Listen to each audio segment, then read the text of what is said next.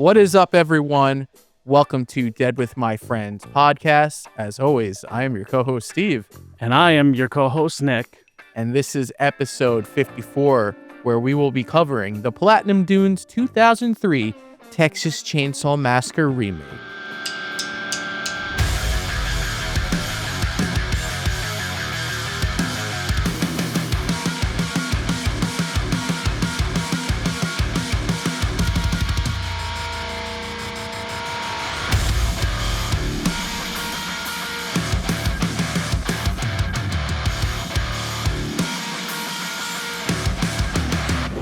So, Nick, this remake is one that we've talked about covering for a while. Oh, yeah. It's a heavy hitter. It's what I consider one of the heavy hitters, you know? Yeah, definitely a remake that we both love. Just to put that out there right from start. I mean, this is going to be a high gush. rating. We're going to gush over this. We love this film. I've always loved this movie. I've always loved it. Me too. The Texas Chainsaw Massacre overall, is one of my favorite movies. The 74, one of my favorite movies ever since I was a little kid. And this, dude, I'll be honest, man, a remake is hard to do. A remake is hard to do for any movie, but a remake of such a important, fucking amazing, beloved movie that is the Texas Chainsaw Massacre, the Tobe Hooper version. This was definitely hit with some mixed feelings initially, but I think that this movie's become very beloved. Yeah, as far as a remake goes. I would say it's a very successful remake.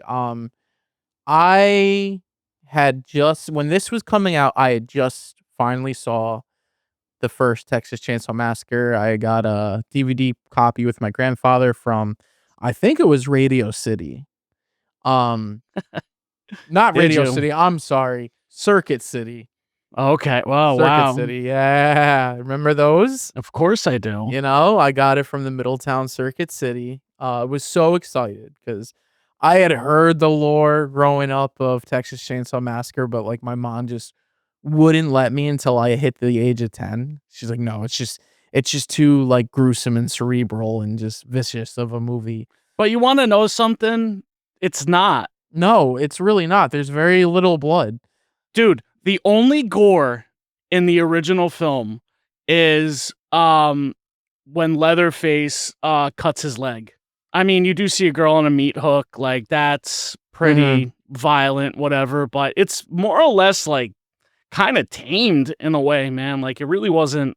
Yeah, I think it's just the way that it's shot, the original, and it has that real feel to it. You shouldn't have been watching this. Yeah, you stumbled upon something that you shouldn't be watching. Like Marcus Nispel, whenever he talks about his approach to directing this version, is he wanted it to feel like a snuff film. Yeah. And I guess that's kind of how the original feels. The original feels like a snuff film.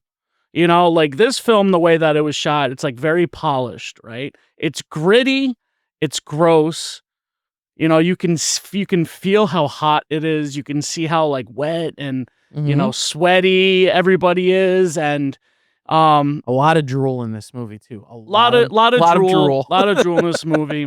And it shares the bit of the DNA with the original Texas Chainsaw Massacre in the sense that the original cinematographer, Daniel Pearl, he did the cinematography on this film, and he did the cinematography on the original. And him and Marcus Nispel have a long history of being good friends because they both worked very heavily in the music video world. Marcus Nispel, when you want to talk about skin in the game, I think I heard him say he's done over 250 music videos. Yeah. He's done really fucking cool stuff. So, did some Bush music videos, I think, when I was watching. Yes, he did a Bush music video. I hate to say his name, but he did a really good Diddy music video from back in the day. Yeah. Really good one. I can't think of it off the top of my head. I always forget what the fuck it's called, but he did that. He did honestly, probably you name it, you've probably seen it. So, And then Daniel Pearl's cinematography, like, he's been working too. So I know that he was very excited to be able to come back to this movie, not so much to have a second chance because there was no reason, like, the first movie's like perfect, right? Yeah. Yeah. So this was just a way for him to kind of like show you this is what I've learned in my time now. You Yeah. know, Yeah. it doesn't look the same. The movies don't look the No, same, and it's no. okay. I like that. Yeah.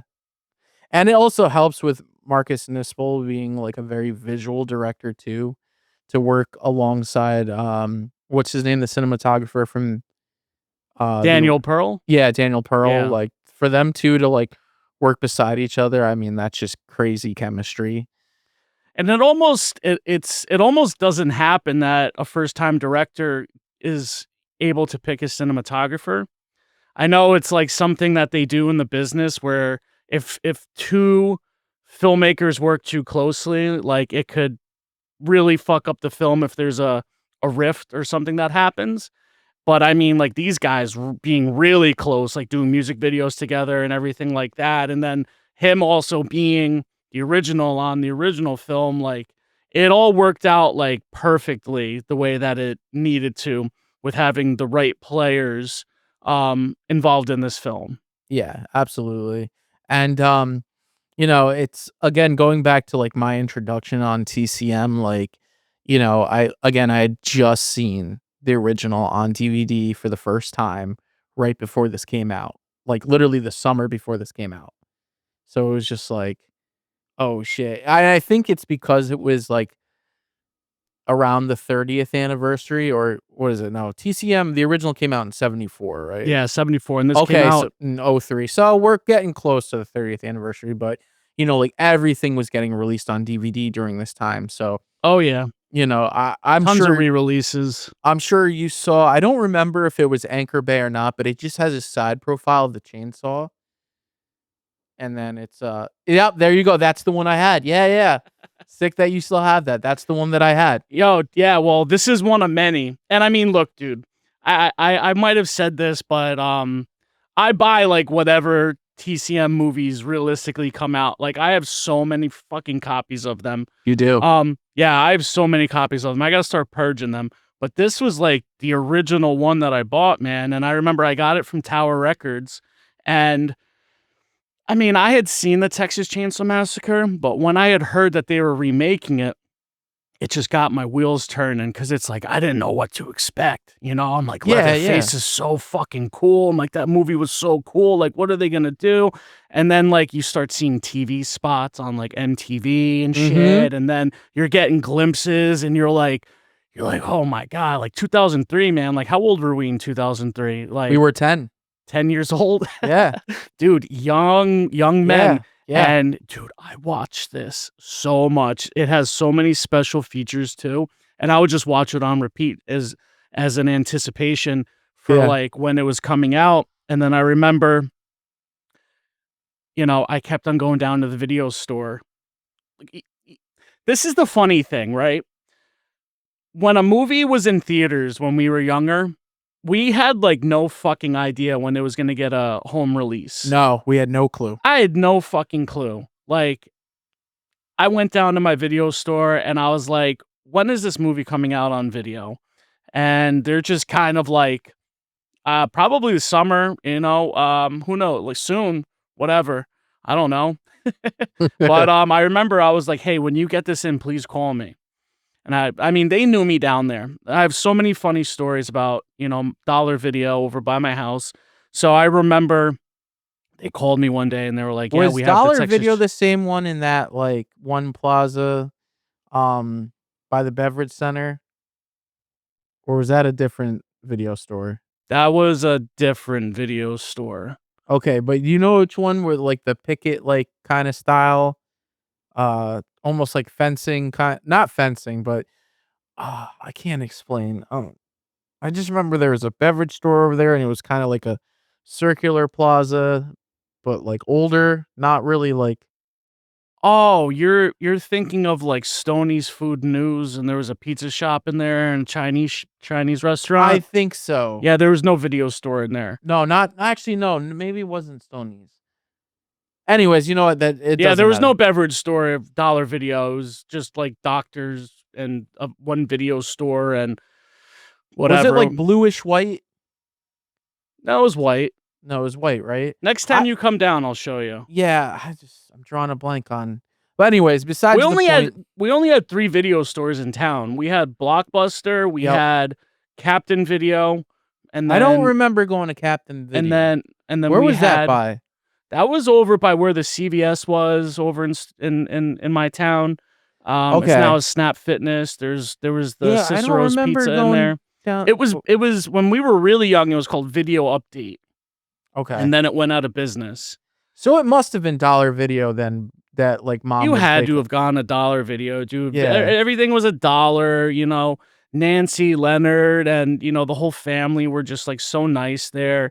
Um, but we digressed big Yeah. time. Yeah. I never went to Blockbuster, realistically, to be honest. I felt like I was always betraying. Aunt Cat You would know, bring me to Blockbuster I a always felt lot. like I was betraying Dollar Video, and then like I felt like I was cheating. Like when I was a kid, that was like my first feeling of being a cheater. I've never been a cheater in my life, just letting you know. But in regards to video stores, Yeah. I did. Yeah. So they called me up, and I remember, dude, went down and fucking grabbed it, and I popped it in, and then it's just like the opening shot of them in the van just like brought me back to watching them in the van in the original, and I was like, Jessica Biel, I remember you from fucking Seventh Heaven. Yeah. And then I remembered what's his name? Mike dude who plays Andy. Yeah, from Grind. Yeah, I remember him from Grind, but I Yep. don't know if Grind came out around that time. Maybe I'm mixing them up. No, they came out around the same time. I think Grind was 03 as well. Was it? Either Let me way, I recognized him. Mike Vogel, I think is his Mike name. Vogel, yep. Yeah, and I remembered him. So there was like some cool familiar faces, and I just felt like I was in good hands. You know what I mean? Like yeah, dude, I was excited. Yeah, Grind came out in 2003.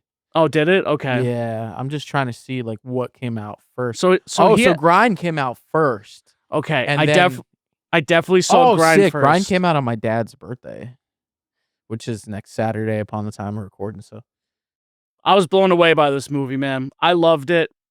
didn't we also get Freddy vs. Jason the same year? 03, right? I think Freddy vs. Jason was, yeah. No, because that check came it out on my out. dad's birthday too. And I saw my grandparents took me to see that. Go check it out. I'm looking right now. I think it Yep. was 2003. It was. 2003 was a pretty fucking Great year, man. great We year got for Grind, movies, huh? we got Freddy vs. Jason, and we got fucking Texas Chainsaw Massacre. Really? Okay, so it got released on August 13th, 2003. So it must have been a Friday the 13th. Had to be. Yeah. Plan No, that no, shit but then out. it says also released on August 15th, 2003. Besides the point. Besides the still. point, 2003 was pretty fucking good for movies, clearly. Yeah. So you got to rent this on VHS. I did. I got to see this in theaters. Which I did not know. Yes, mom took me and my cousin Anthony. We had been nagging her because like the trailer, dude, to talk about a trailer, like that's how a trailer's done. Trailers are a dying art now. There was a couple of them, you know? There was the one teaser, and then like there was the main theatrical trailer, which I remember the most, like the whole like Andy running through the sheets was like burned in my brain. Yeah. You know? But anyways, I was, and I finally had just seen the original, and I was just like, I gotta see this. I kept nagging my mom, and then finally, like, she caved and brought me and my cousin Anthony, who was like 3 years older than me, and we got to see it opening weekend on that Friday. I remember just anticipating at fucking school, like talking to Dan and Dan would later rent it and be scared scared Yeah, shitless, he said. Dan infamously is very shooken up by this film. Yeah.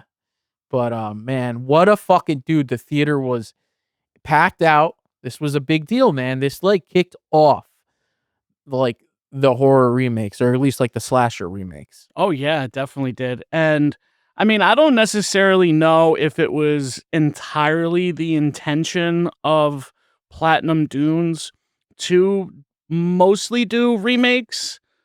I mean, they did Texas Chainsaw Massacre, they did the Amityville, they did Did they do Friday the Hills Have Eyes? 13th. No. They didn't. Friday the 13th. And then there was A Nightmare on Elm Street.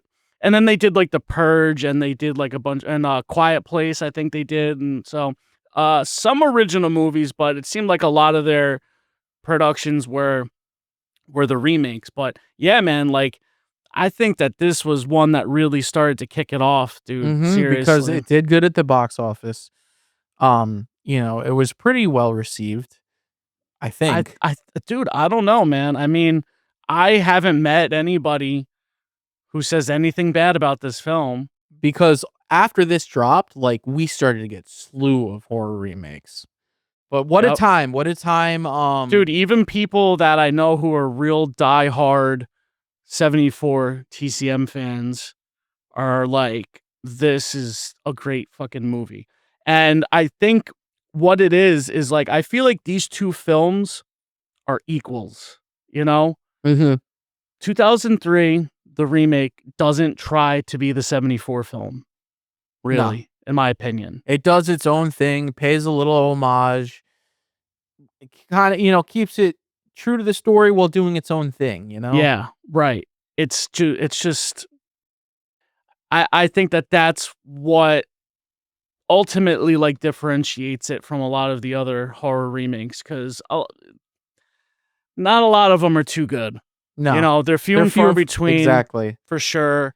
You know, some of them might be guilty pleasures, whatnot, but, this is just one that you can throw on. Dude, I have watched this leading up to, recording at least 4 times, and then this morning, I was able to get another one in.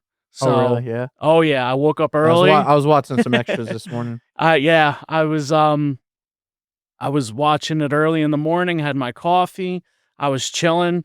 Yeah, as far as the extras goes, man, the version that we watched is the new Arrow Video 4K UHD. You have yours, right, Steve? Yep, yep. Right here.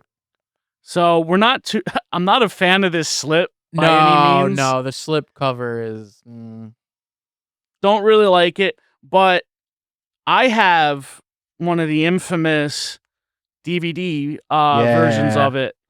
This was one of the coolest fucking DVD packs ever, in my opinion. The special features on this are all on this. They're the archival Yep. special features. The only thing that's different is this has a Moto Grader Suffocate music video on it. That's cool that the music video's on there. Yeah, it's cool. And when But you sent me that, like, because I didn't remember that there was a music video for this movie, and really, you sent me that music video, and I'm just sitting there, and I'm like, I told you, I was like, "Yo, we had it so fucking good." yeah, We we had did. all these horror movies coming out in the early 2000s with new metal soundtracks and music videos, like, w take me And the fuck back, and the man. Freddy vs. Jason one is the Oh, best, so good, you so know? good. But dude, look how cool this is. Oh, hell yeah. It don't stop, That is awesome. you know? That is awesome. Two discs, and then it comes with evidence. Did you ever see these? You sent me a picture of the ones still, I'm but actually I haven't pretty shocked. So it comes with evidence photos. So in the beginning of the Texas Chainsaw Massacre film, when we have the narration about the investigation and the crimes that happened in 1973, August 18th, 1973, they show various images of evidence. So we have like Leatherface's chainsaw on an evidence card, right? so sick. Hammer, an eyelash, some teeth. Claw marks. Hell I yeah. think this is upside down, this one. Claw marks. I think that those are from Andy. Or they Mhm. were just there. Glasses. Probably Morgan's. Probably Morgan's. The fingers in the clarinet box. And then the only known image Yes. of That Leatherface fucking himself. image right there, man. That fucking image, dude. So, dude, this thing, and it also has a metal faceplate, which is like an embossed metal version of just like this cover. That I do have it. I just think that I have it somewhere nicely placed. It's all fucking bent up and shit. But dude, this It's a great movie. release. It is a great release. But you want to know the thing, like why that means a lot to me? My grandma bought it for me. I remember Hell yeah. every weekend, me, her, and my grandfather. Rest in peace, my grandma Violet. The best Amima I could ever ask for, and I'm so grateful that my grandpa John is still with us. Yep. But we would always go on the weekends just to like Vales Gate or Monroe, Middletown. We would just do like fun activities and shit. They like to shop, whatever. We went to Kmart. Kmart no longer around anymore. But I was like, Nemo, please, for an Easter present. I think like it was for an Easter present or some shit. I'm like, I really want this movie. And I remember like I was just like, as soon as we got in, like I was like very eager to go and find the movie section in this place. I'm like, hope they have it, hope they have it. And it was like behind a case, whatever. So the guy got it and I'm like holding it and I'm like, oh my God. I'm like shaking, What a fucking so feeling. excited. Yeah, because dude, I loved it so much. Like I have it on VHS. And I played the fuck out of that. And then when when Dollar Video, I apologize, closed down, they were selling off VHS tapes for like 50 cents to $1. And I mean, I picked up all the VHS tapes that I would watch when I was a kid. So this is one of them. Yeah. And, I have a bunch of the Halloweens and stuff. So those are very meaningful to me. And another thing also, last thing, while I'm gushing over the things that I have, Texas Chainsaw Massacre, they gave me a video store promo Texas Chainsaw Massacre poster. And it's just this image, but it just has like the release date and just all the call outs and things like that. Scariest movie of the year and all that shit. And then underneath, like on the back, they wrote hold for Horror King, because they used to call me the Horror King. That's awesome. Because I used to always watch run horror movies and shit. So so needless to say, this movie does mean a lot to me. I love it. I think it's great. And I can't wait to, talk about it more and play some clips and just talk about little fucking tidbits. Yeah, I think it's time to get into it, Nick. Oh, We're definitely. gushing hard. We're reminiscing of, our exposure to this. And real quick, although before we do get into it, so I had never seen or I didn't know about Ed Gein. So the whole Texas Chainsaw Massacre being based on inspired by true events, again, I had mentioned that I saw this with my cousin Anthony, who was a couple of years older. So the way that this is shot with the whole evidence videos and shit, he was in my ear after, and he was like, they never caught him, right? And just, dude, I was so scared that night. They were really good bookends for the film, and that was Michael Bay's hook with this film, was he's like, we have to make people feel like this really happened. Well, it worked for a 10-year-old me not knowing anything about Ed Gein, because I was like, yo, is that kind of really how it went down and they really never caught the guy? Dude, there's a lot of people who thought this movie was real based on true events. Yeah. Based on true events can be very broad. So the events that these are based off of was Ed Gein, the Plainsfield, right? Isn't that what it is? The Plainsfield butcher or some shit they called him. They have it in the special features. Ed Gein, the Ghoul of Plainfield, right? Even in the original film, the people thought that this was real, and even till this day, when I talk to people and they're they say like it's real, it really happened, I'm not gonna correct them. I'm Yeah. just gonna let you go off and believe, that Yeah. it's real. I'm like, yeah, Yeah. isn't that fucked up? Yeah. This fucking crazy dude with a chainsaw, like that's scary. Selling it, And he's brother. still Selling it. out there. Yeah. Oof. So again, 10-year-old me fucked up, dude. I was like, You must have can't been believe floored in your seat. Dude, that I is such a was. good memory. And I did not know that you had seen this one in the theater. Like you never told me that. I did not, I unfortunately. didn't know but that. I never told you. Yeah. I Yeah. did see TCM the beginning in theaters with my mom, and she was freaked out, dude. Screaming. She listen. does not like scary movies. There was jump scares that got Anthony. My mom, of course, like they always get her well. I wish dude, the theater was fucking screaming. Like I love when that happens, dude. I love the good it was packed great. theater It was when great. you just have that right fucking movie where it's getting everybody, and then it's like everybody's in on it too. Yeah, because you got to think it's this so was much released. fun. Not only was this like a big deal for a remake, but it also came out in October, in the middle of October, Where everybody's trying to do spooky shit. Everyone's trying to see like the biggest horror movie in theaters during this month, and this was marketed as that, a remake of an all-time classic. 100%, dude. 100%. And when you watch like the special features on this film, it's got a really good making of. Yes, it does. On there. It was so good.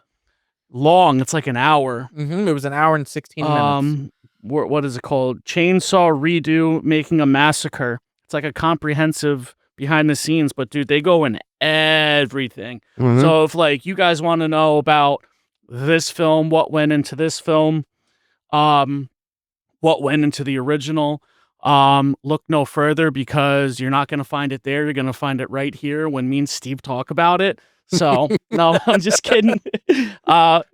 You'll find it there. It's amazing. Go pick up the Arrow release. It looks, honestly, dude, it looks fucking so incredible. good. But anyways, look, we've spent like half an hour just gushing over this in the beginning. Let's read the write-up, and then let's get into clips.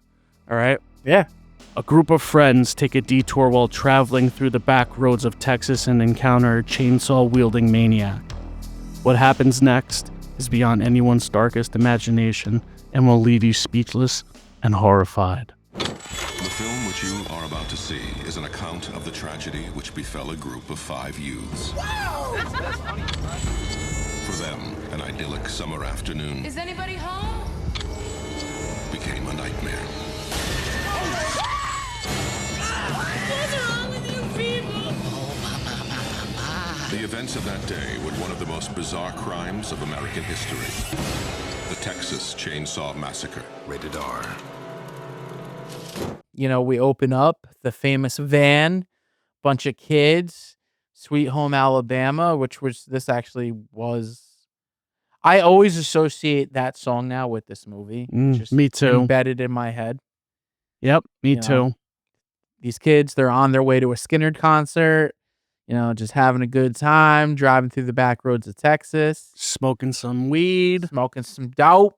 Doesn't it look like a good time though? Like it's a hot ass Texas fucking day. Yeah. But they got the windows down, music's good, windows blowing, weed is flowing. Yeah. Just looks real good, and they're vibing, getting ready. They got front row tickets to Skynyrd, It also it almost makes you feel bad because what the inevitability of what's going to happen to these 5 young kids, Yeah. You've got we've got Kemper, played by Eric Balfour, which I think he would that go on to do a lot of shit, Yeah. I think that he was a good cast for Kemper, man.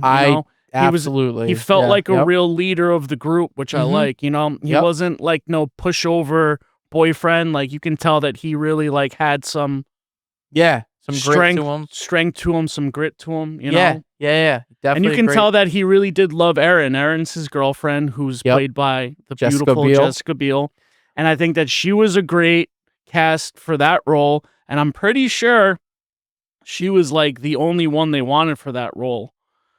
And she got it. But you know, she's not like some plain Jane, like meek, um, scared, timid girl. Like she's also has, you know, some strength and some grit to her too. You can tell that she's kind of tomboyish, which is, Yeah, you I know, like that about her too in yeah, this, you know, yeah. she the older brothers thing and the juvie thing, which She it's just can like she can hold her own, and you can yeah, tell. yeah. We've also got Erica, Learson, Yeah.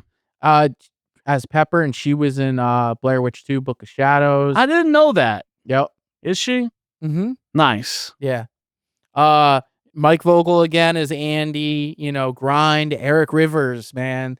So, like, seeing that, I was like, "Oh, shit, it's Eric Rivers." Jonathan Tucker is Morgan, very strong performance, and the one and only R. Lee Emery as Sheriff Hoyt, which we'll get to. But, man, what a cast. Andrew Bernarski, who plays Leatherface, most people know him as Zangief in, Street Fighter 94. Oh, okay. Yep. Not too familiar with his career. I know he was in Pearl Harbor, and that's how he became acquainted with Michael Bay, and he like really pushed for the Leatherface role. Which I'll say he did a great job portraying Leatherface. He wasn't the first choice. Who was the first choice? I'm just curious. Do you know? I do. Who was it? We'll get to it. Okay. He was also in Batman Returns. Andrew Bernarski? Andrew Bernarski was in Batman Returns. Oh, who did he fucking play? I don't remember, but I do remember him in Batman Returns. I don't know if he was a henchman or if he was like Max Shrek's son or some shit. I can't remember, but I know that Okay. he was in it. Like I see him in it. Hair slicked back, and he's got like a fucking suit on. All this. I should have looked it up. I'll but always know him as Zangief, man, from the fucking John Claude He's a Van Damme Street Fighter. big motherfucker. Very big dude. Which was, you know, it was perfect that he was cast as Zangief. I still want to meet Andrew Bernarski, but I also do want to meet the lost Leatherface, Brett Wagner. Okay, that's who was That's supposed who to... it was. His name was Brett Wagner. Oh, I wonder what he was in. That name sounds familiar, but I'm Pretty sure wrestling. I'm pretty sure he was involved in the wrestling circuit. Brett Wagner, right? Yeah. Yep. Oh wow, that's came up almost as Leatherface. He is. He played Leatherface. He only played him in one scene though. Okay. So, and I have it. I'll point it out. Okay. I got some cool things to point out with this movie. Yeah, yeah. But so yeah, quite a cast. Which, you know, watching the making of, like they built a good chemistry on set. And it comes off in this movie, and that's why, like, we know what's gonna happen to these kids, and that's why you feel for them even more. Oh yeah, absolutely. Even though like we're with them for a brief moment, like in the van, but you can definitely see like that bond that they have. And then like after the initial incident in the van, um, you know, we see different sides of them. We see a bit of a divide and whatnot, you know, with humane choices, what is right and what is wrong. And what I'm getting at is they're traveling in the van for a little while, and so Aaron, Kemper, and Morgan are all friends and Andy are all friends previously, but Pepper is the one who is not. They met the day before, and she was a hitchhiker. Yep. So, but her and Andy are hitting it off very well. They can't fucking stay off of each other, like in the back of the van. But as they're driving, there's a hitchhiker in the middle of the road, and Kemper almost hits her. And you know, when they get out to go and try to see like what's going on, like there's this young girl. She's walking the road, and she's like completely disassociated. You know, you could tell that she's definitely dehydrated. You could tell that she has definitely been through some kind of really fucking traumatic thing. So they get her in the van, and as they're driving, they're like trying to figure out like what's going on with her. And, you know, she just talks about how, you know, he's a very bad man, everything like that. And then as they're driving, they're going they're going in a direction where she says they're going the wrong way because they're going back the way where she originally was. I think she notices like when they pass the meat plant, packing plant or whatever, the slaughterhouse. Yep. So, yes, exactly. Blair Meat House or Slaughterhouse, whatever. So, she tries to stop Kemper from driving the van. The van comes to a stop, and she's like, "I won't go back there. I won't go back." And she pulls a gun out from the middle of her legs, and she tells him, she's like, "You're all gonna die." This is a fucking crazy.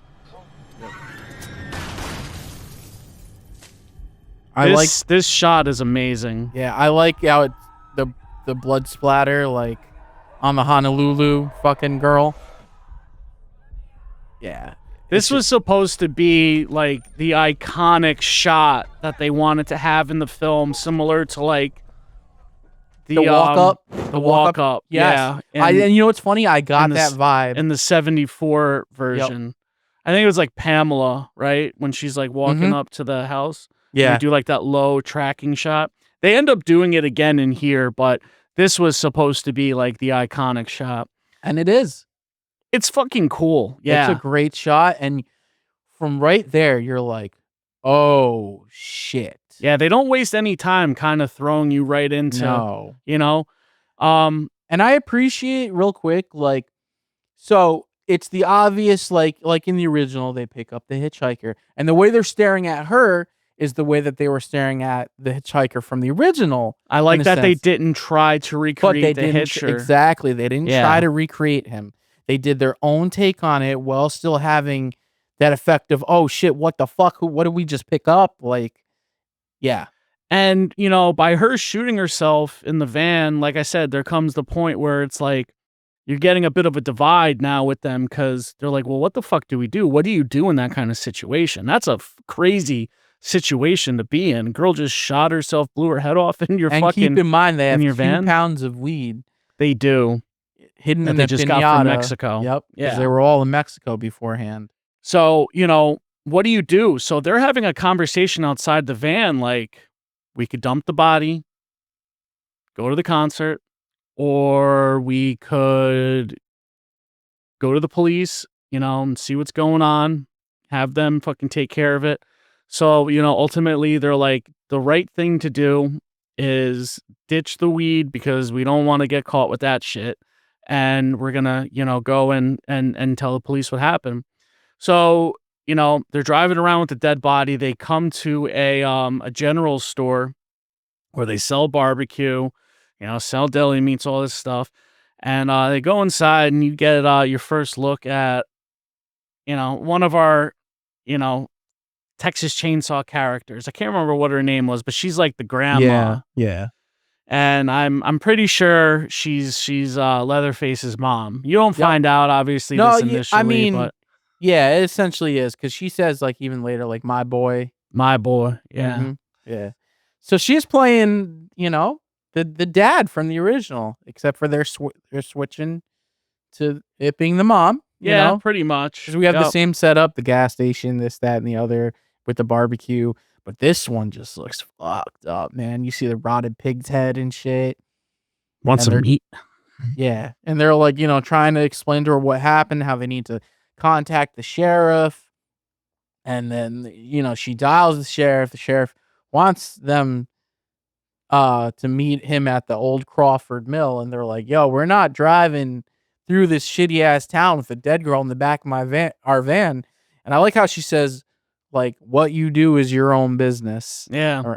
So I mean, that's like, hey, if you want to dump her. If you want to go fucking, you know, give her to the sheriff, you can go do that too. Whatever you do is your own business. It makes you like, it's like, oh shit, what kind of area are we in? What kind of person is she? Yeah, or what kind of person too? Right? Yeah. Oh yeah, like the area, man.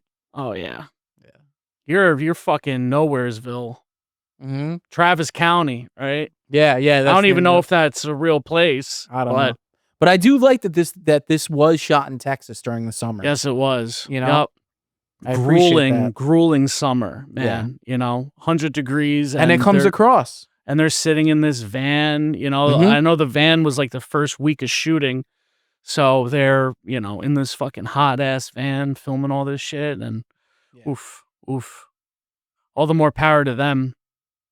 It definitely helped sell the illusion more during filming. Oh, yeah. You know? Especially like when they start to get bothered by the smell of the dead hitchhiker in the backseat. You gotta imagine that with the hot sun and everything. Yeah. So ultimately they end up deciding that they're gonna go meet the sheriff at the Crawford Mill. So when they get to the Crawford Mill, they're kind of just waiting around for the sheriff now. So they decide that they're gonna go look around, and then they go inside the mill. And then when they're inside the mill, you know, we get a couple scares, kind of a couple fake outs, you know, a possum being one of them. And then we see that there's a little kid in there, and his name's Jedediah, and he's got like these really fucked up teeth. So, you know, he's very timid, and he says, you know, if I come out, you promise you're not going to hurt me, whatnot. And he ends up, you know, going out, and he's like talking with them, and they're like, where's the sheriff? And he's like, home, getting drunk.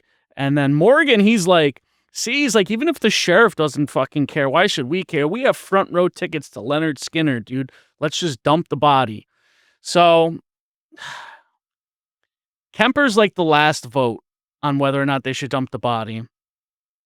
And I feel like he does. Obviously he does. But, you know, you got Pepper and Aaron who are, you know, the ones with the conscience. And he's like, we need one more vote. But dude, imagine the backlash he was going to get from Aaron if he was like, let's dump it. Yeah. He'd never live it down, dude. And, you know, I respect him for not. Anyways, so the little boy Jedediah says, you know, that the road doesn't go to the sheriff's house, that they're gonna have to walk it. So Aaron and Kemper decide that they're gonna walk over to the house, walk through the woods. He said it was a short distance, so they come up to this house, and it's like, the one thing about this movie was I never really loved the look of the house. I much preferred like the old Sawyer house, like in the original film. I liked that look a little bit better. This had more of a squared off, like kind of like brutalist-ish plantation feel. I think it worked. I mean, for me, especially, there's certain shots later with the house at night in the fog, and I'm like, yeah, I like that. I know the shot that you're talking about. With the big when it's got the big backlit, you know, and you see all the smoke and fog and shit. Yep. I think that looks really cool. It gives it a nice silhouette. So in that way, yeah, like it was a good choice because of, you know, it does have a good silhouette. And I mean, it is a memorable home too, you know, if you think about it, like anybody who ever sees that home, it's the Leatherface house now. You know, and I know that like a lot of people try to go there and the owners are really like not about it. Oh, that's a bummer. So if you ever travel down that way, do not go on the fucking property. Okay. Just saying that. So Aaron and Kemper, you know, they approach the house, and they're welcomed by this old man in a wheelchair, and he's got no legs. And we know him as Uncle Monty. He lets Aaron go inside the house. He doesn't want Kemper coming in. So says he's got the phone. He's going to go phone the sheriff. So Aaron ends up going in, but then he ends up wheeling himself away, and then he asks for help, and he's trying to divert her attention. So he is in the bathroom, and he's like draining out his catheter, and then she's taking a while. So Kemper decides that he's going to go inside. And when he goes inside, he's exploring a little bit, and he goes and he enters like this living room, and he sees the door, and he hears like this fucking cartoon on. So he opens the door. When he opens the door, this chain falls, and then he kneels down.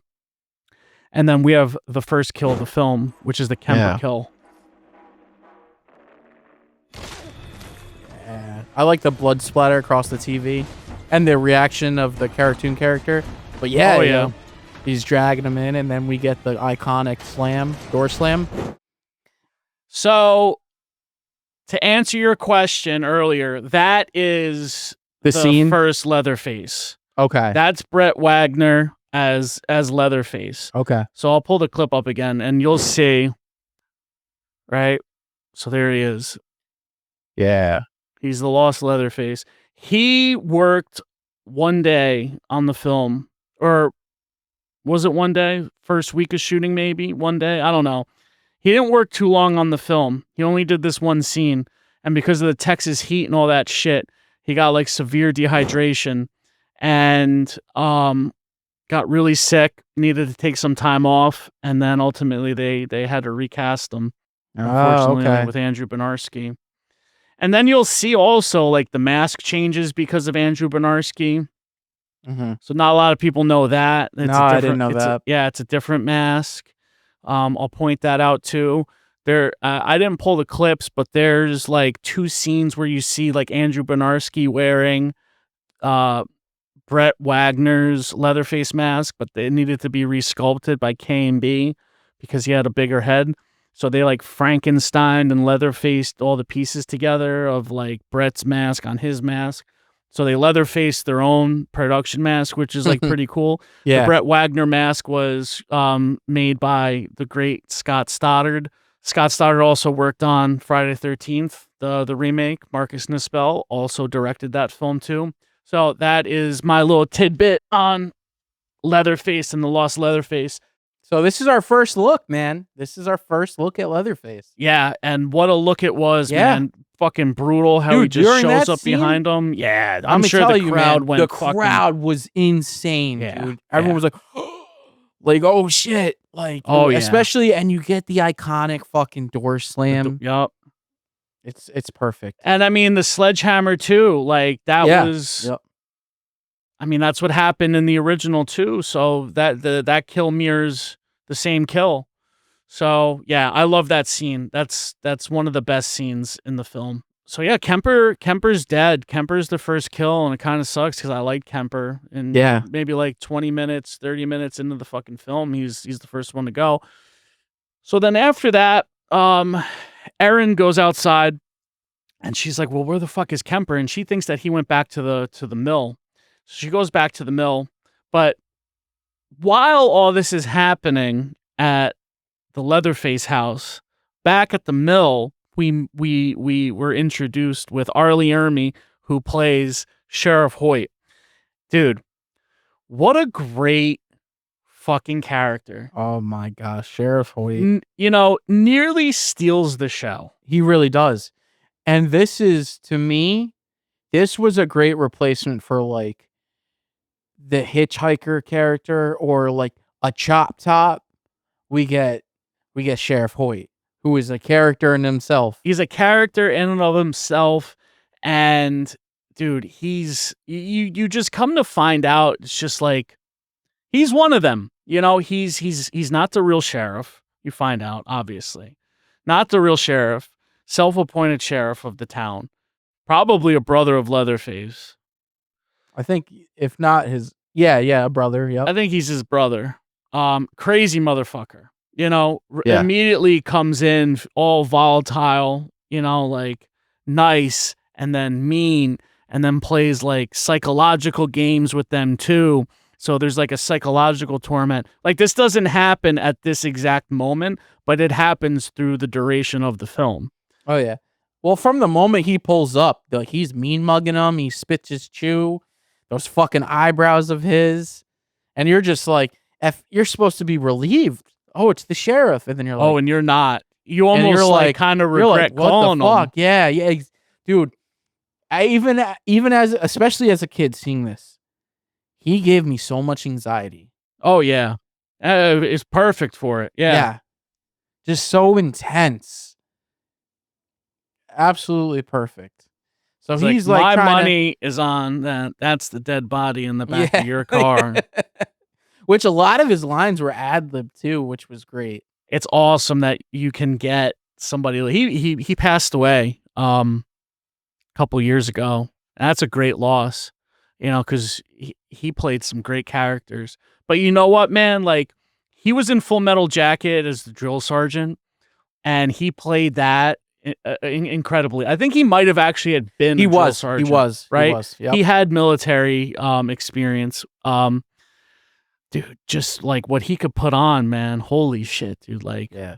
a I real, love when he's a real, just like, real good character. yeah, and when he's talking about like saran wrapping, which that in itself, you're like, what the fuck? Yeah, and he was like talking about how, like, you know, I used to really love being a young sheriff and wrapping up all these young girls, you know, because every now and then you cop yourself a feel. Yeah, yeah, yeah. It's just like, you know, and fucking Andy's helping him. He's just like, oh my God. And then when he says like, oh, she's a little wet down there. What Well, you you guys boys do? been doing this, girl. Dude, it's just like, dude, to be in that kind of situation, and this is supposed to be the sheriff saying this shit, dude. Even in 1973, you're like, what the fuck? Yeah, dude. Yeah, he's fucking he's great, man. There's also a good amount of like comedic editing to go back when the hitchhiker, she blows her brains out, and then Pepper's like, well, I for one not getting back in that van, and then they just edit and then to it them peels off. Yeah. And then another one where, you know, Pepper's disgusted with, you know, her being saran wrapped, and you know, the Sheriff Hoyt's like looking at her. He's like, "What? You don't think I don't have any respect for the dead?" And then he goes, "Don't put that fucking thing in my car. Don't put that nasty fucking thing in the backseat of my car. Put it in the trunk." Yeah, you're like that kind of. He opens the trunk. Man. He's like, "Don't touch my shit. Don't touch my stuff. Don't ruin my shit." Man, just create comedic editing right there, just enough to let you like ease up on the tension and the terror, you know? Oh yeah, and I mean he does that. Sheriff Hoyt does that, you know, like he adds to the tension, but then he also alleviates the tension. Yeah, yeah. So it's so good. Yeah, it's fucking great. So all that ends up happening, and then he takes the fucking dead body away, and then Erin comes back, and then she's like, "Oh, I just got off the phone. The sheriff will be here in half an hour," and they're like, "Sheriff just came and took the body," and she's like, "Well, where's Kemper?" Obviously, we know Kemper died, but this is kind of fucked up too, because Morgan wants to like ditch him. Mm-hmm. Same with Pepper. You know, they want to ditch Kemper. It's his fucking van, dude. Like, Yeah. Erin's like, I get that you want to split, but I'm not fucking leaving without Kemper. And then Andy's like, I'm not leaving with him either.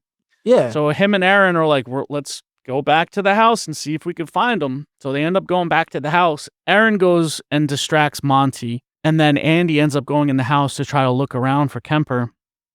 And while Andy's in the house, he knocks some shit over, like a jar of fucking pickled olives. Yeah. All this. And you see all the meat hanging and shit. And you got to imagine, bro, those are like human parts too. Oh, yeah. Human parts, man. Like there's fucking pigs walking around. Yeah, it definitely looks like a fucking Leatherface house. Not so much like how the original Leatherface house was, because that was like filled with like bones and chicken feathers, and you know, it was just like it was like small and like stuffy. And like this definitely feels like it's a much bigger house, more spread out, whatever. But yeah, definitely human remains that they're feasting upon while they're there. So yeah, he creates a commotion because this fucking jar falls down. Erin and Monty run inside, and he's like, "What are you doing in my house?" He's like, "We were just looking for a friend, and then we're gonna go." And we're like, "Your friend ain't in my house." And then he starts getting like real snarky with him, and he's like, "You little turd, you're so dead you don't even know." I love that. Yeah. He's like, "What are you talking about?" He's like, bring it, boy." And he starts smashing his fucking cane down, and then we have the Leatherface reveal. Yeah. You little turd. This is great. It's almost like he's calling for him, you know? Right, like when you sent me the thing, you were like summoning Leatherface. I was like, I know what you mean. Yep. This is an amazing reveal right here. You just hear the fucking thing. Man. Chainsaw starts. Here we go, baby. I love it.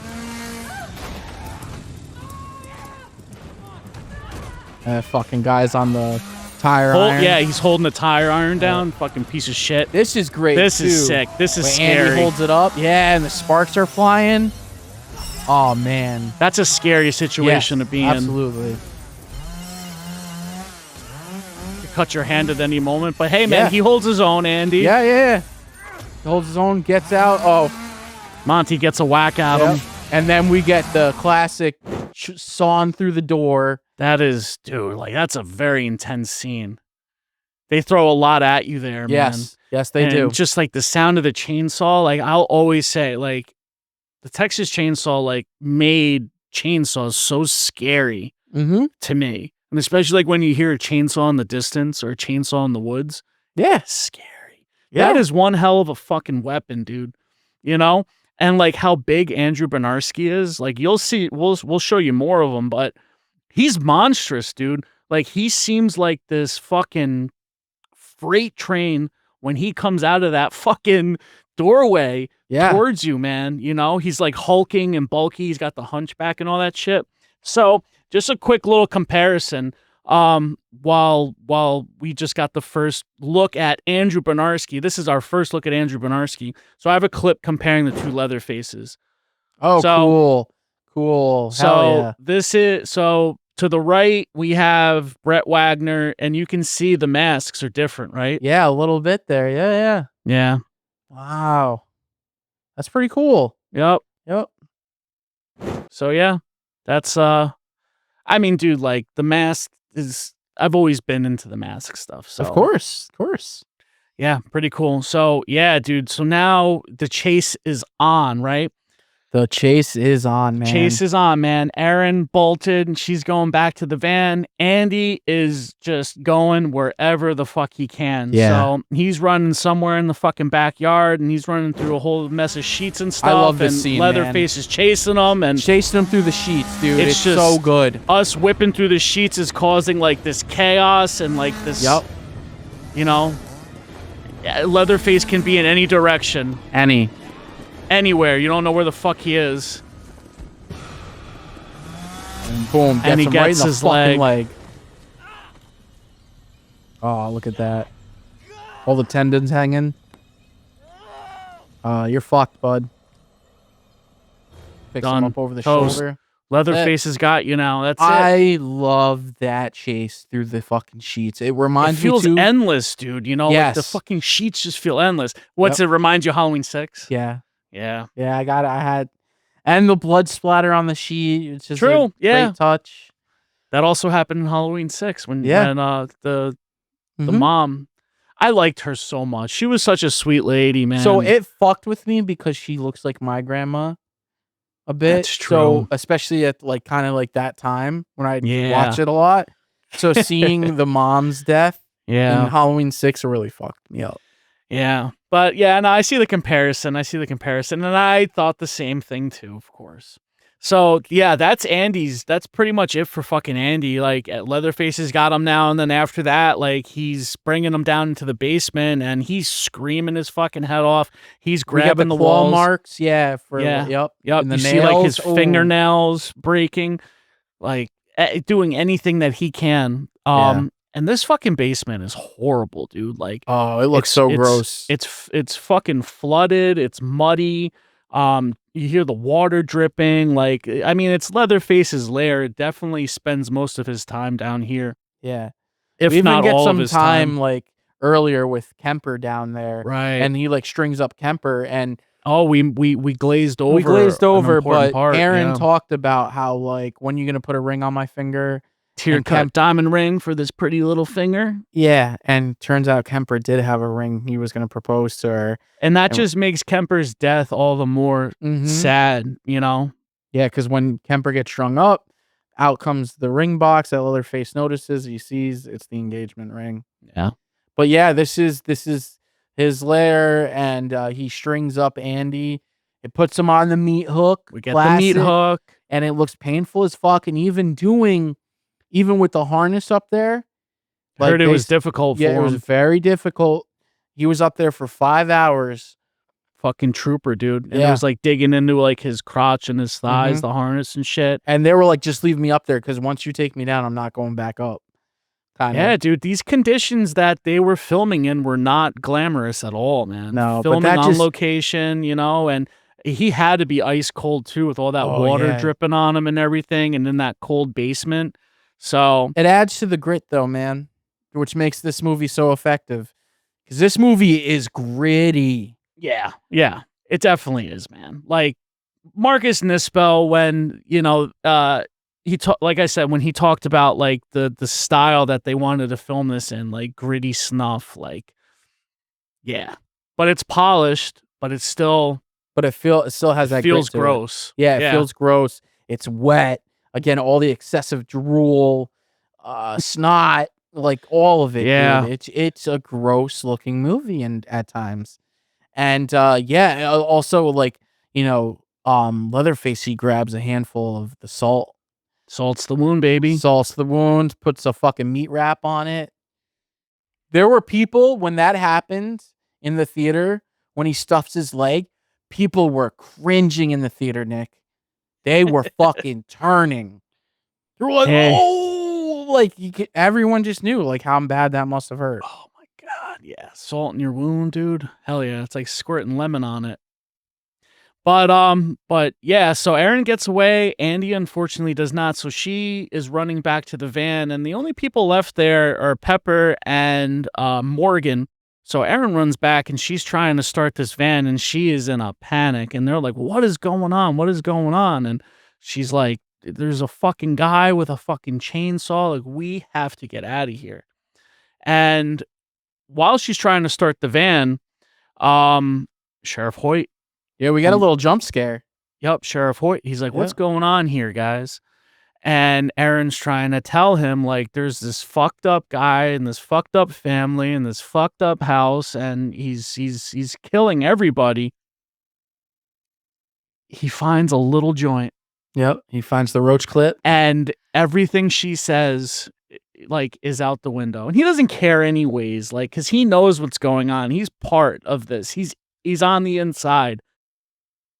But But we don't know that as a first time viewer. You don't. Right. You don't know Yeah, that you at all. don't know that at first. But you want to know what's so funny? It's like I never feel like I didn't know that. Yeah. Right? Right? I Mhm. just Yeah, I yeah. never I don't think I ever thought that he would, like, I was like, he's the sheriff, but he's a fucked up sheriff, you know? I never thought that he was a good guy doing the right thing.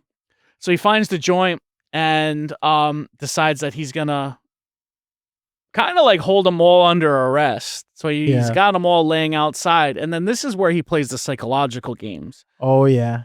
because he brings Morgan in the car and he wants him to like reenact what happened with the hitchhiker. So he makes him sit in the brains. Makes him put the gun in his mouth to show him what she did. And then Aaron and Pepper are outside and they're like egging him on to shoot him because Morgan now turned the gun on Sheriff Hoyt. And he's like, "If you kill me, you're a cop killer." And then he tells the girls that if he kills me, you guys are accomplices to murder. Yeah. So it's getting intense. It's like, well, what is Morgan gonna do? Yeah, Aaron's And trying you to talk him out of it. talk whereas him out of Pepper's it. like, pull the fucking Angel trigger. and the devil on Yep. his shoulder. Mhm. What am I gonna do? Yeah. Pulls the fucking trigger. We got ourselves a killer. You just killed a cop. And he punches him in the face, right? Yeah. Yeah. And then he drags him out, but you see he takes the car keys, Yes. right? So he puts him in the back of the police car and then he drives off with him and then he leaves the girls here. And then they end up getting back in the car. And Erin, this is where we find out a little bit about her past. She fucking tries hot wiring the van because she can't find the keys. She tells her she's in juvie. And then this is my favorite scene in the whole fucking movie, right? Yes. Right before we get to that scene, though, they try to drive off, right? And all of the wheels like fall off after Yeah. was it the kid? You know what, dude? There's a couple things that happen in this movie where I think that like there's got to be like some other player that we haven't seen. Yeah, Because for like, one- how does that happen? For one, the car with the horn with the stick in it Mm-hmm. in the distance that they all come across, and then they find the jar in the trunk with the picture. I wonder if that was the kid Jedediah too, to try to show him like, hey, like, right? Was that the kid? And then the fucking car Yeah. tires falling off. Who did that? Right? So could be Jedediah. And then there's also one thing like towards the end that I was like curious about too. But as Sheriff Hoyt is driving away, he radios somebody and he's like, go up to the old Crawford Mill. Like, you got a couple people up there. So when they drive away, the tires fall off. Aaron Hotwire's their tires fall off. And then almost instantaneously do we get Leatherface. Yeah. Sawing the fucking window out. Mm-hmm. This is awesome. This is an awesome scene. Yes, when it goes through the mad poster on the roof, great. Seeing that in the trailer too, like, just so fucking iconic. Pepper jumps out. Yeah. I love all the sparks and shit. It gets a bit of Pepper's coat there. Pepper jumps out. Leatherface is right behind her. Gets a good swipe. Yeah. There you go. Starts sawing the fuck out of her. And then we get a really eerie reveal where you see Kemper looking back at her. Yep. He's wearing her boyfriend's face. It's great. It's good shit, man, because it's like, oh, fuck. You know, that's fucked up. That part really never, like, settled well with me because, like, it's never one thing that he's, like, wearing his Leatherface mask. So it's, like, leathered skin, all this skin, whatever. You know, it doesn't look human-like, the Leatherface mask. You could tell that it's pieces of other faces, which is fucked up. But a freshly skinned mask. Yeah. Of your boyfriend. Even Eric Balfour, he was like fucked up seeing it. He said, yeah, that's very unsettling. Yeah, it's his face. You know? Yeah, but, dude. Man, what a reveal. What a reveal. That's an intense scene. That's a very intense scene. There's a lot being thrown at you at that point too. So, you know, when you have Leatherface in a scene, dude, with the chainsaw, and I said it when you first got the reveal, dude, he feels like a freight train, like unstoppable, man. It's crazy. So him and Aaron have like a really good chase scene after this too. Yeah, through the woods, just like in the original, a good chase through the woods. And then she ends up at this mobile home, and we're introduced to two characters. Because they let her in. It's these two women, one that's kind of sickly looking and this other like heavy set woman. And you hear the chainsaw like in the background. And she's like, turn off because they're the one sickly looking woman. She's like brewing tea and it starts whistling. She's like, turn it off. He's going to come. And they're like, it's all right. Oh, he knows not to come around here. Yeah. And you're like, such a sweet boy. Did you get a look at his face? He had a skin disease, you know? And she's kind of like, what the fuck? And then she asks about using a phone. The sickly woman's like, oh, we don't have one. But then, tries to give her some tea to drink, which she does. Aaron drinks the tea. And then we hear the phone ring. And Aaron, she's kind of like acting a little funny. And then we know like, oh, shit. She drugged the tea. The tea's been drugged. And she also sees. Now, we glossed over this, but at one point, I think it's Andy, Pepper, Morgan, and Aaron. They're like, we'll buy all these totaled cars, right? Remember when the stick with the horn in the one car? Yeah, and they find the jar in the back. They find the jar, and it's pickled with the pictures of the hitchhiker girl and her family. We then, in this trailer, see more family photos of that family. And Aaron, it's like one's the same exact photo, but there's also another photo that you see where it's the hitchhiker girl holding this baby that we hear crying in the back. Yeah. And Aaron now is putting it together that that's not her baby. Mm-hmm. She even says to her, she's mine. Yeah. Yes. Aaron says to her, like, I thought you didn't have a phone. And then sees the baby and she's like, that's not your baby. And that's when, we get the she's mine, which Marcus Nispel, he was the one to add that element because, like, I guess a lot of, like, child kidnappings were going on, too. So it's just, like, That's a thing. That's a real life scare. So Erin passes out from the tea, and then she wakes up to Sheriff Hoyt pouring booze on her face. And you have Grandma iron his pants, and he's sitting on the couch. You have Monty reading a book. And now the whole family's come together. Yeah. Everybody's here now. Jedediah's outside, and he's banging on Yep. Yeah, she's like, you best stay outside with them dogs. Until you learn to play by the rules. Until you learn how to play by the rules. Yeah. Grandma, let me in. Yep. Yeah, I think she likes me, mama. Fucking Sheriff Hoyt pouring the booze. And then, like, Leatherface is kind of, like, listening on, and, Grandma, Leatherface is her son, and she's talking about how, it's just people like you have just been so cruel to my boy, And everything she's like saying, you see Leatherface behind the door, and he's going like this because he doesn't want to. Yeah, he doesn't want to remember that. He doesn't want to remember it. So that's like the fragile, Leatherface that we see. The first time we kind of see him like being fragile and childlike, kind of like how Gunnar Hansen was, because they don't play the same Leatherface at all. So that's like that hits him, poor Thomas Brown Hewitt. Yeah.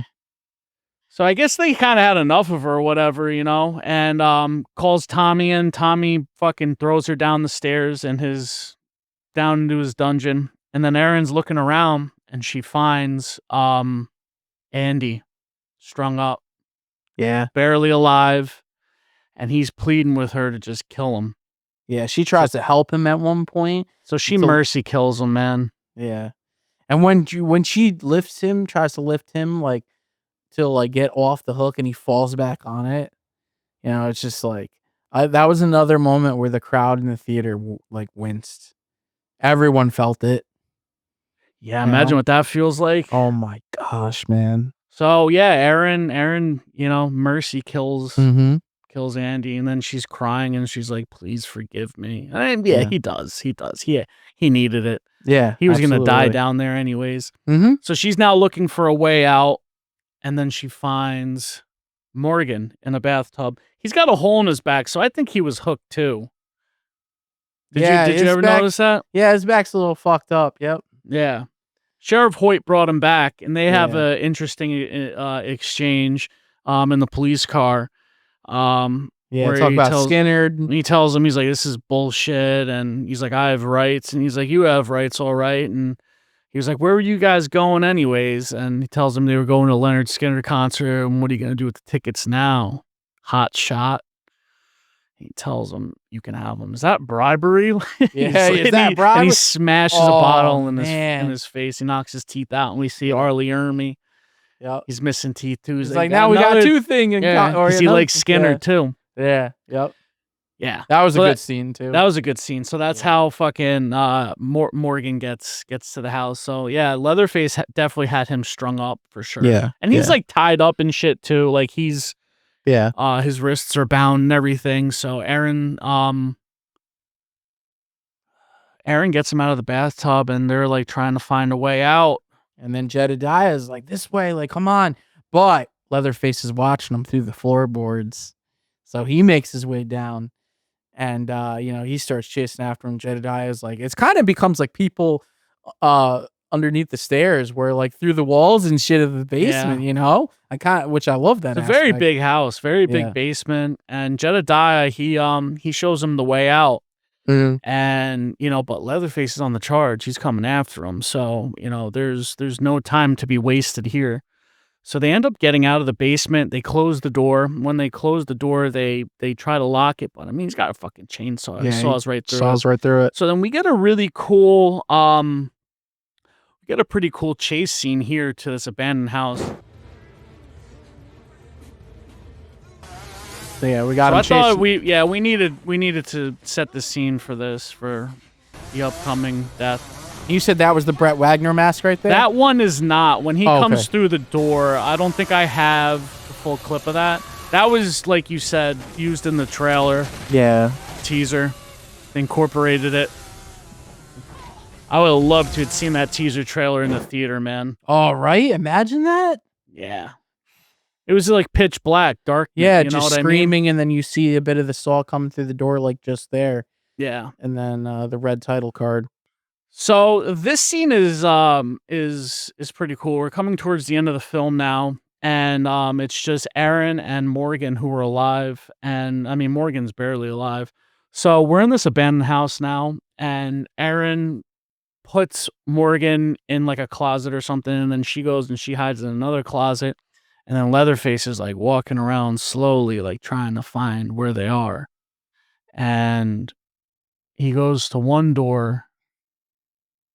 And then he hears these mice, and then he knows Aaron is in one. It is probably over there. So you end up losing him in your sight. And then Aaron's trying to leave, and then he breaks through a wall and grabs her. And now there's a whole fight and commotion going on between Leatherface and Aaron. And then Morgan hops out, and he's like trying to kick him off. Leatherface starts up the chainsaw, and I think he goes to like saw him, but then he drops the chainsaw, and now Aaron's on the floor and the chainsaw's spinning. Yeah, right by her face. That's cool. Yeah, that's effective. Right. I also really like how Leatherface breaks through the wall and grabs her. Reminds me of Friday Part 7 in the barn, which I love that. Yeah, I like that when they can effectively do that in a horror film. Yeah. So then he throws Eric, or I was gonna say Eric. Wow, talking about a totally different movie now. Eric from the beginning. Throws Morgan up. He's chained up, so it's like easy to fucking do it, and grabs a chainsaw, and we have Morgan's death. So he strings him up. Right on the candelabra or whatever it is. Yeah. Here the chainsaw is still going. Mm-hmm. And then Aaron watches on as... goes right from the groin up. Which there's an alternative take where you see like some guts. It's longer, right? Yeah, it's a little longer. Yeah. Yeah, I it's remember a deleted seeing scene. That. Yeah, I'm kind of glad that some of the deleted scenes were deleted scenes, and we'll get into that like towards the end. Yeah. About like the different bookends that they had planned out. I'm glad they didn't go that route. So now Morgan's dead, and then we get another chase of Aaron and Leatherface. And it's raining now, just fucking downpouring. So she runs to the slaughterhouse that we see in the beginning of the film. So she ends up finding her way inside, and then she finds herself into like one of the freezers, and Leatherface is also in there, and she's like hides between like dead cows, and hides which inside was meat, all this shit. real. Yeah, And had she to was buy a 'em. vegetarian. Oh, was she really? Yeah, so that Oh. was, but she troopered through. She troopered through it. I mean, that comes with some expectation that you're, Yeah. gonna have Well, to. I think they rented the cattle as long as they were wrapped in the plastic. But if the meat touched them, Yes, then they had to buy. then they had to buy it. So I think probably that one that she hid in. Yeah, they had to So buy. he's starting moving all the chains and stuff, and he's trying to kind of like smoke her out and everything, and then she ends up getting out. And then when she ends up getting out, she goes and hides in like a locker. So Leatherface still stalking her, looking for her. And then in one of the lockers, he hears something. He starts to chainsaw. Then he opens it. And isn't it like a pig in the locker or something? Yeah, there's right? a pig in the locker. Yep. And then Aaron from behind blasts open the door, and she's got a meat cleaver, and she starts fucking cutting his arm off. And he's screaming, and that's his chainsaw arm too. So she fucking chops his arm off. His arm falls to the floor, and it's like spinning around with the chainsaw. Yeah. He's like trying to grab it. Mm-hmm. And Aaron gets away, and she runs towards the road. And then we, similarly to the original ending in the 74 version, the truck, it's not the Black Maria though, but truck driver ends up picking up Aaron, and almost in like a mirrored way to the hitchhiker in the beginning, once he passes that sign and she notices that he's going in the wrong direction, she starts to freak out like the hitchhiker did. No, you're going the wrong way. And then she tries to grab the wheel and everything. And then he stops at the store, at the gas station. And he's like, I don't know what the fuck is wrong with you, but you got to get out of my truck. And then he gets out, and I guess he goes in to tell him what's going on. And then inside the gas station, we see Sheriff Hoyt. We see the sickly girl. We see, is Grandma there? Yeah, she's there. Grandma's there. And the baby. And the baby. Yep. Which is interesting, though, because it's kind of like they're kind of just all chilling. Yeah. Meanwhile, like there was like the whole commotion that was happening at the house. So I don't know if they knew that Aaron got away, or maybe they just thought that Tommy had it all under control. Yeah. Right? I think they It just seemed like they were hanging out, whatever. Mm-hmm. Yeah. So the cop tells him, or I'm sorry, the truck driver tells him Sheriff Hoyt goes outside and he's approaching the vehicle. He's slowly approaching the 18-wheeler. And while that's happening, we get another shot of Aaron trying to hotwire a car. Yeah. Right? So we're led to believe that like she's inside the truck and she's like trying to hotwire it. So he goes, he opens the door, nobody in the truck. And then incoming quick, boom, Aaron fucking hits him with his own police car. And Sheriff Hoyt goes all over the top of the fucking car. And then she gives him a couple runs. She gives him like a good couple one-overs. So drives over him, backs up, drives over him, runs over him again, and then she drives away. And she's got the baby with her. So, she saved the baby, which I think is a good thing. Yeah, because right before Sheriff Hoyt like opens the door and we think he's gonna catch Aaron, like the sickly woman's like, "Where's the baby? Like the baby's gone and shit." Pulled a fast one, but that's a great fake out scene where you think, "Oh my god, she's gonna get caught." Like it's very intense, and no, she hotwired Sheriff Hoyt's fucking car, and then she like you said, she does a number on him, and she's taking off with the baby, and we get one last scare. Yeah, Leatherface with the chainsaw. Swipes at the car, does a little bit of a dance. Do you wish we got a chainsaw dance? Yes. Do you? Yeah. I feel like they're different Leatherfaces, though. I hear you, but I love a good dance. I love a good chainsaw. He could have did it differently with one arm. He could have Yeah. just been like, Yeah, yeah.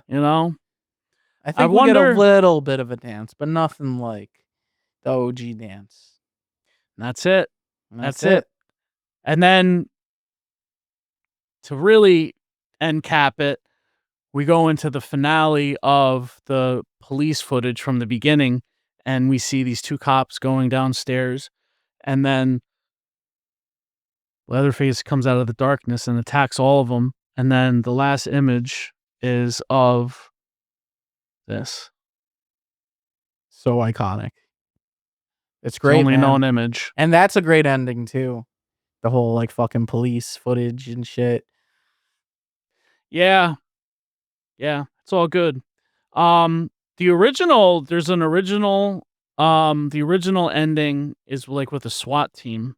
I hated it. Yeah, I hated it too. So there's the original beginning that they had instead of the police footage was that of Erin as an elderly woman now, and then this is essentially like her telling the story of the events that happened during the Texas Chainsaw Massacre. And then the ending is the SWAT team finding Leatherface. And I got to go back and watch that because I do remember it, but I didn't watch it in preparation. I didn't like those the opening and the psych ward and the ending. I didn't like him either. And he's just walking off casually like yeah. Nah. And then they had like this other plot point that sounds good on paper, but in my opinion didn't work. And it was Erin who's pregnant. Yeah. I liked it because I think it made things, a bit more effective with Kemper's death because... You don't think the wedding ring was enough? I mean, it just adds a bit more to me. And, it makes sense because, like, she doesn't hit the joint or has a drink and she says she's nauseous. She didn't smoke the weed. She didn't drink the weed, smoke the weed. Yeah. Yeah, no, that definitely does make sense. You know what I think? I think I just don't like the way it was delivered um in the film, in the deleted scene. I don't know. Just kind of felt like kind of felt forced in a way, you know? Cuz like she brings it up to him when they're at the Crawford Mill and they're debating whether or not to dump the body or whatnot, and she pulls him aside and she's like, "I'm pregnant. Like, you better go fucking take care of this now." And he's like, "Whoa, whoa." Poor Kemper. But then they have the Um, conversation in the woods too, and then like, I guess I don't know. I just think it adds. I see your points too, but for me, I just think it adds to like Kemper's death just being like, damn. I think either one is good. Yeah. I think what they chose was good. And then other than that, that's like the only real Besides a differences little that bit they. of extra gore, just a Yeah, they little had bit, extra gore and couple stuff, more seconds, like with the Morgan kill and shit. ears and more brain and Yeah. stuff in Yep. the beginning With with the the hitchhiker. hitchhiker. Yep.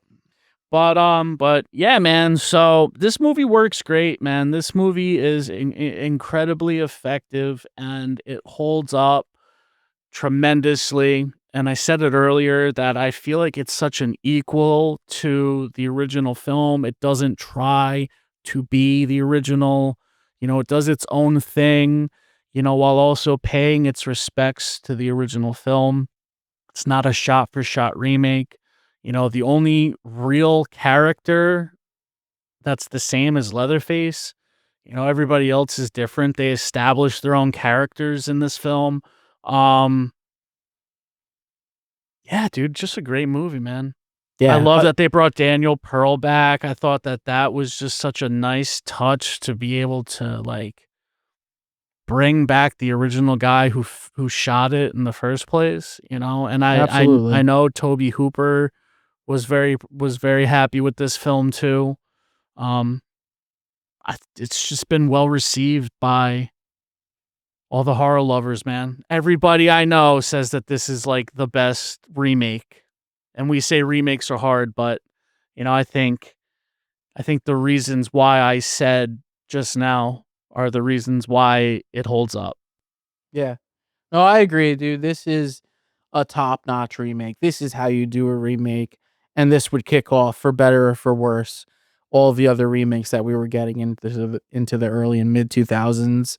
Well, But they this, tried to do they tried, they yeah, tried, but they didn't all work out. no. But this one, what a strong start, and a great movie on its own merits. Like you said, it pays the respects, but it does its own thing, and it does it effectively. Yeah, 100%, dude. And the difference in the way that even Leatherface was played, like the Gunnar Hansen Leatherface is iconic, dude. The mask, the masks. He played almost like he was almost like this timid, scared like child and like feeble minded. Where this Leatherface doesn't feel like that. Like he definitely feels like he's that of an adult brain, but he just is kind of being pushed by his family to be the way that he is. Like he definitely likes to kill, but it's like he's not a serial killer, you know? Um and he's just monstrous and he's just fucking brutal, man, and just very brutal kills in this film. He feels so unstoppable. Like you'd mentioned, a It's freight awesome. train. Fucking freight train, dude. Yeah, and he Once really the is. once that fucking door slides open and he's got it's go time. Yeah. Yeah. Awesome, man. Yeah. Very, very well done remake. And so happy to have revisited this with the Arrow Video 4K copy. It almost felt like watching it again for the first time, seeing it Yeah, so you clear. mentioned that, and I was like, you me you said that. You were like, "Yeah, it felt like, watching it in the theater for the first time," and then I was like, "Huh, okay," and then you were like, "No, I saw it in the theater." I'm like, "Oh, gotcha. I didn't know." Yeah, that was an experience, man. That was an experience. Hey, man, And I'm you. thankful to be a part of that experience, you know? Oh, I'm glad you have that experience, man. You know, I am glad. It took a lot of convincing, but I was in my mom's ear and I just kept going at it, going. I was like, come on, mom. I just watched the first one finally. Like, this is big. She was like, all right. I was like, I it's mean, not, it blew you away, right? It dude. exceeded your expectations. I was, again, I didn't know about Ed Gein. And there was always, and my grandfather played into the lore of it being based on a true story or inspired by true events. So, that stuck with me. And then you got my older cousin in my ear, like, they never caught him, right? Thomas Hewitt and shit. Like, The it's ball just like, buster. yes, he's such a ball buster. So, of course, I went to bed that night like, fuck. Like, Could he be out there? could he still be out there to this day? Had your thoughts going? Yeah, it absolutely had my thoughts going. I'm not sure if at the time I knew. I think I definitely knew about Ed Gein. I knew that it wasn't real, even being that young.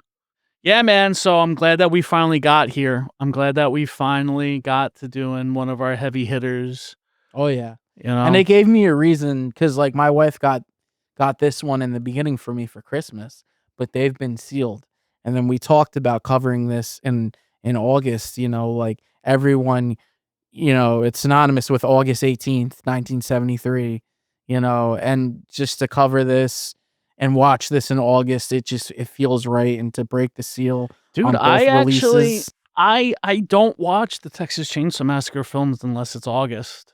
Yeah, Like I haven't. I'm going to. I have the Dark Sky Films, the chain reaction, and it's got like I showed it like many episodes ago. yeah. But I'm gonna watch like an overscanned fucking version of the Texas Chainsaw instead of throwing on the 4K.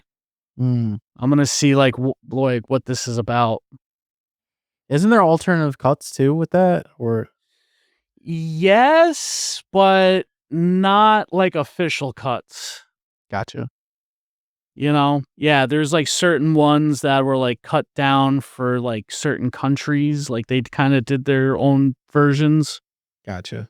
Yeah. I have to upgrade my original, man. I've had that 40th anniversary Blu-ray. You don't have the 4K? The TCM 4K? No, Really? I don't have the original in 4K. Second Sight's got one. Yeah, they do. They have a nice one. Turbine. In time. Yeah, Turbine's got a nice. Turbine has a nice one too. Yeah, I won't yeah. watch that one anymore though. Why? Because the Second Sight one's better. Okay. The sound is better on it. The color is better on it. It's different. I think they probably had like Daniel Pearl supervising on the restoration for it. Gotcha. So it's how it's intended to look is that one. I think the Turbine might just be they had a print and they upscaled it. I don't know. It's in German. I don't fucking know.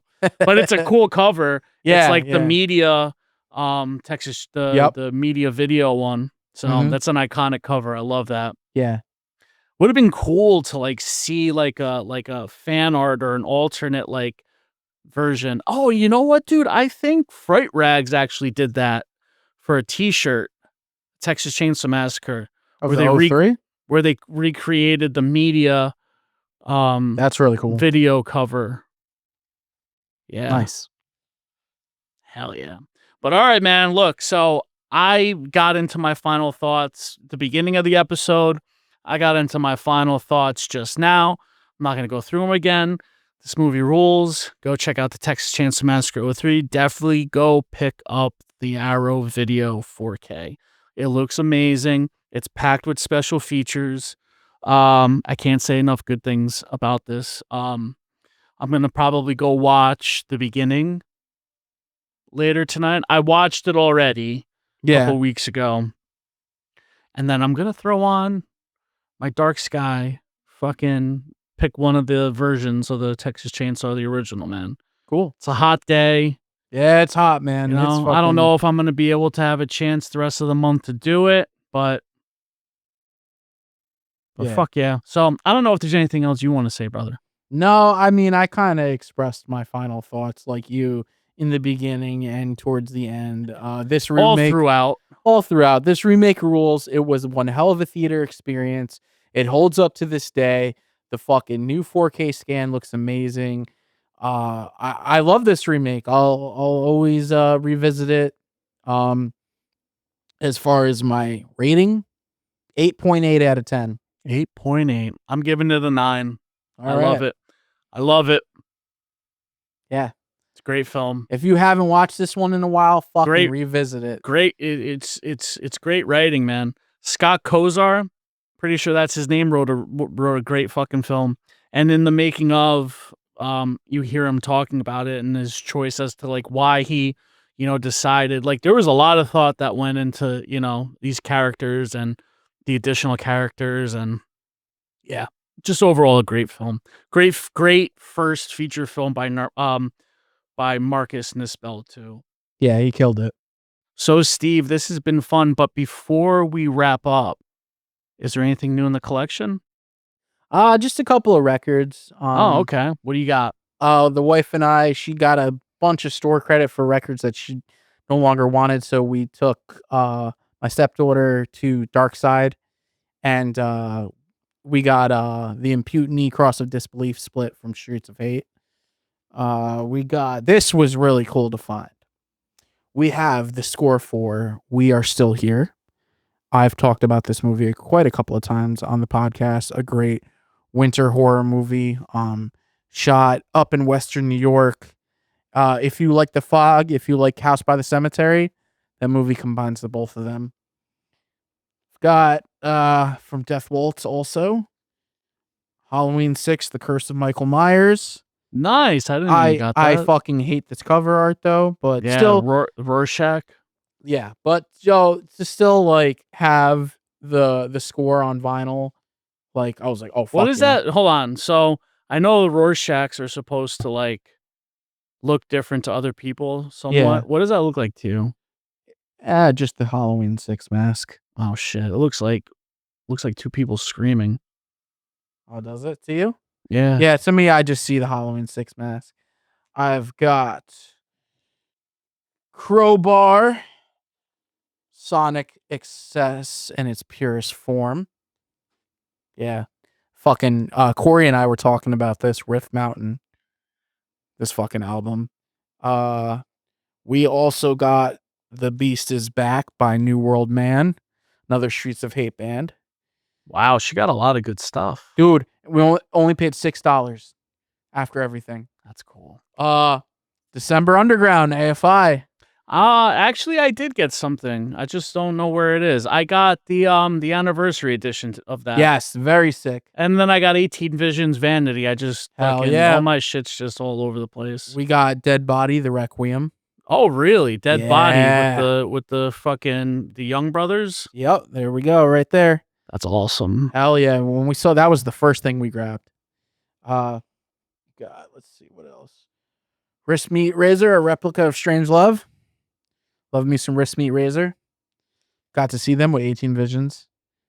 Obituary, Slowly We Rot.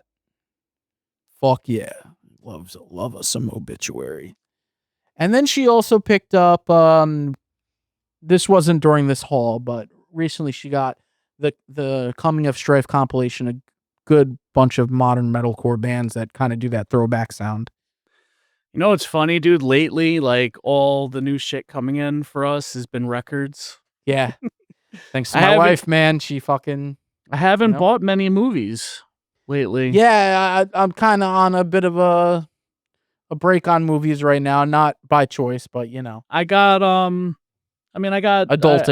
Adulting. Yeah, I got the December Underground anniversary edition vinyl, and then I got, like I said, Vanity, the repressing, and I think like the B-side is the re-recording, and then there's the old recording. Yep. So something like that. We have the same release. Yep. Yeah. Hell yeah. But Hell yeah. all right, brother. I think it's time for you to wrap this up. Yeah.